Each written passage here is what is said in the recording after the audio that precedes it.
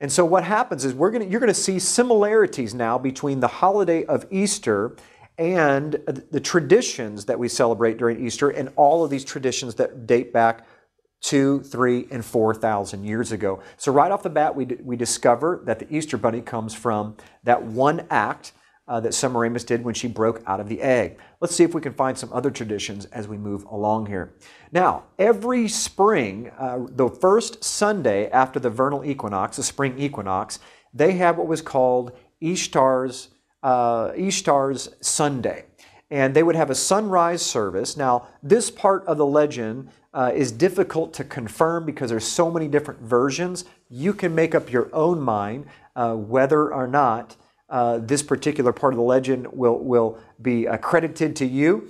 But it is quite interesting how one particular part of the legend lines up so eerily with dying of Easter eggs. Because what they used to do in this part of the legend was that at the sunrise service, the priest of Ishtar would impregnate young virgins on the altar, and during that same service, they would take the babies that were now 3-month-old from the previous year, and they would sacrifice those children on the altar to Ishtar, and then they would take the eggs of Ishtar, and they would dip those eggs in the blood of those young infants.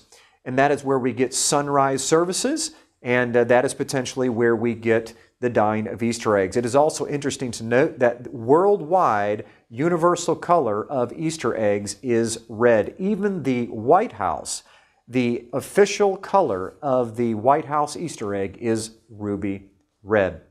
Now, back to Tammuz. Tammuz gets killed by a wild boar.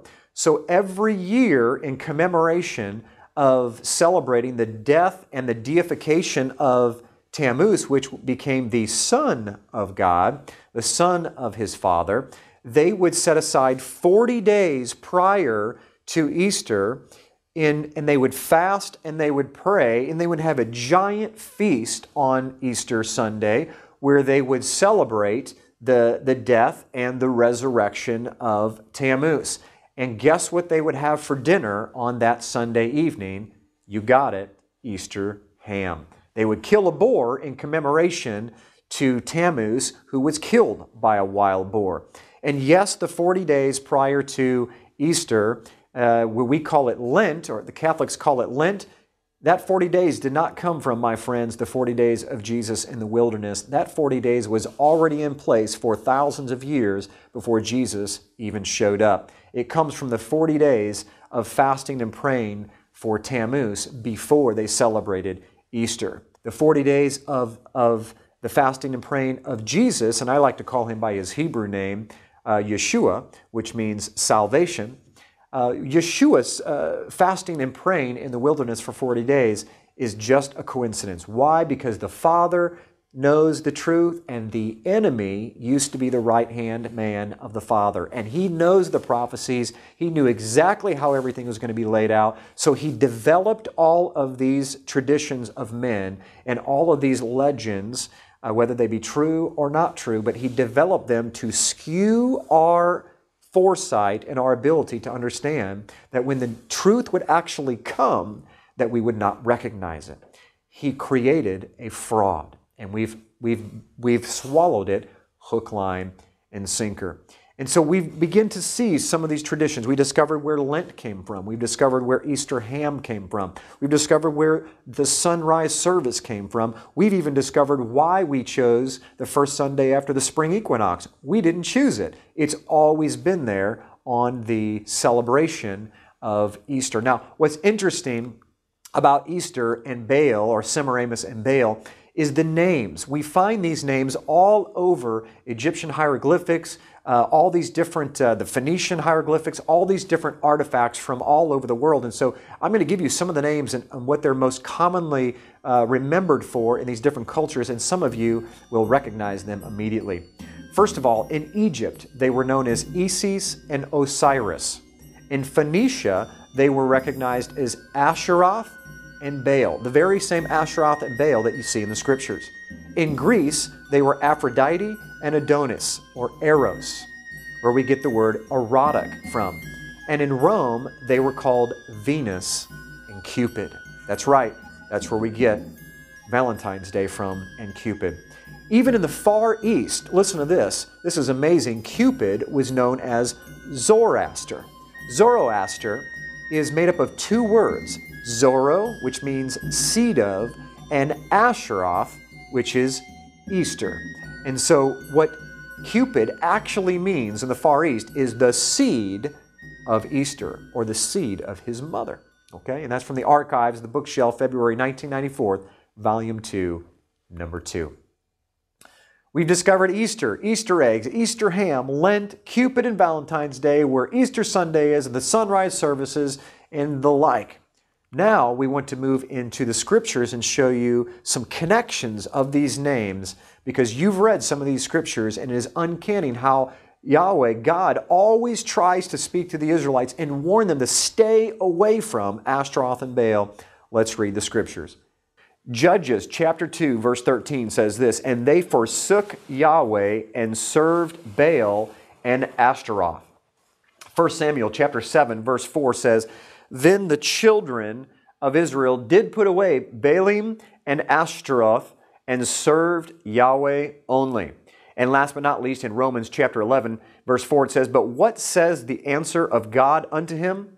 I have reserved to myself 7,000 men who have not bowed the knee to the image of Baal." Now, what's really interesting is we are going to discover what that image of Baal is a little bit later in this program. Right about this time, you're probably having that thought that I warned you about hit your brain, saying, that's not what it means to me. I celebrate the birth of Jesus, and I put all the focus on Jesus, and I celebrate His resurrection, and I want to focus on Him.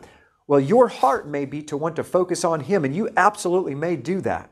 But the truth of the matter is that it doesn't matter how much we focus, how sincere we are, and how pure our hearts are. It only matters that are we worshiping Him the way that He asks us to worship Him, and is anything that we're doing offending Him? Now, later on in the program, we're going to go through the Scriptures and see if there are any Scriptures talking about Christmas and Easter and any particular instructions allowing us to worship Him in whatever way that we want. But in the meantime, please keep an open mind as we move through the rest of this history and some of these symbols, which are very shocking, that you're going to find out how they moved through time and ended up in our Christian churches today.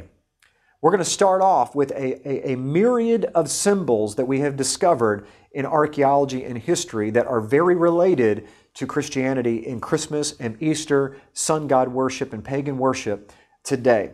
So we're going to start off with the most obvious one, or the most important one, and that is Tammuz and his mother Semiramis.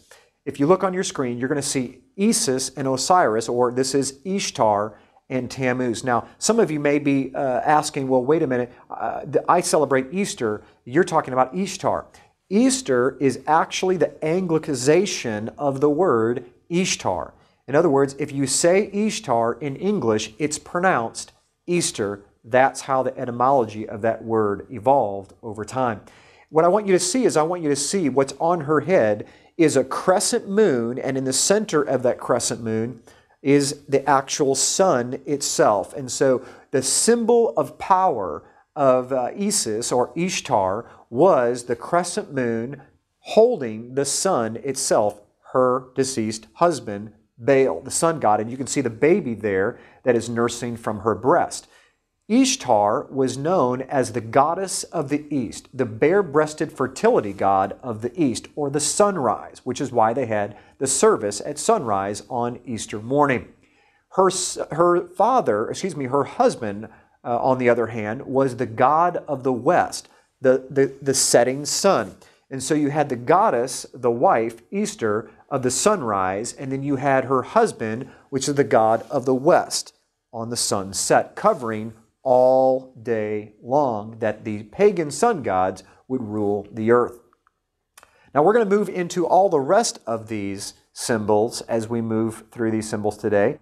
Here on your screen you see a pagan carving of the solar deity Baal Hadad depicted as a disc in a crescent. Okay, you can see the half moon disc there in the center of your screen with the sun that is cradled inside of it. And that is the sun god, as well as the crescent moon that surrounds it. Now, as you see that the main symbol for the sun god was the crescent moon with the sun on the top of it, or centered and cradled inside that crescent moon, we now move to something that's a bit controversial but very true historically, is the Catholic Eucharist is actually the sun that is inside of that crescent moon. We're going to show you some pictures of the actual Eucharist in different positions, and you're going to see that not only is it similar, it's identical. This is where they got the symbols from. You can see here, this is a particular object that holds the Eucharist, and I found this online, and this is what the quote said. I left off the particular church for obvious reasons, but this was their advertisement for a particular Friday. It says, Eucharistic adoration is held on the first Friday of every month for the purpose of honoring and praying to the Blessed Sacrament. Now, I don't know about you, but my Bible says to pray to the Father, our Father. Yeshua, Jesus, said to pray to the Father. He did not say to pray to inanimate objects, whether they represent Him or not. Now, look very carefully at, on the right-hand side, you can see the moon, the crescent moon shaped, holding that sun or that wafer of bread. Here's a close-up of it right here. The crescent moon cradle with the sun-shaped monstrance of the Roman Catholic Church. And now you'll see that it's actually the rays of the sun go all the way around this. They didn't hide it at all. Why did they not hide it? Because this is thousands of years old. This comes right out of paganism and sun god worship, where it was the symbol of Baal and his wife Ishtar. And right here you can see the pine cone staff is another symbol found in paganism that's connected with the sun god coming out of Egypt, Osiris. It's kind of in the form of a pitchfork, you can see, where the pine cone is in the center. Now, why did they choose a pine cone? Because a pine cone represents fertility. It comes from the pine tree, which stays green all year round. And so as everything began to die in the winter, the pine tree became a symbol of new hope and life and fertility. And you can see that even in Mexico, they found a Mexican god that is holding a pine cone on one hand, pine cones on one hand, and the pine cone tree on the other. Now, what's interesting is the largest pine cone structure in the world can be found in the Court of the Pine at the Vatican itself. Let me ask a question. Why is a pine cone being found in the Court of the Pine at the Vatican? Why did they choose a pine cone? Why is it that the pine cone can be found on the staff of the Pope himself? Because this staff goes all the way back to ancient sun god worship, where it represented power and authority of the gods, you see. And this is a close-up of that staff right here, where the pine cone is embedded right in the staff itself. Let's move on to another symbol. This is the symbol of the trident.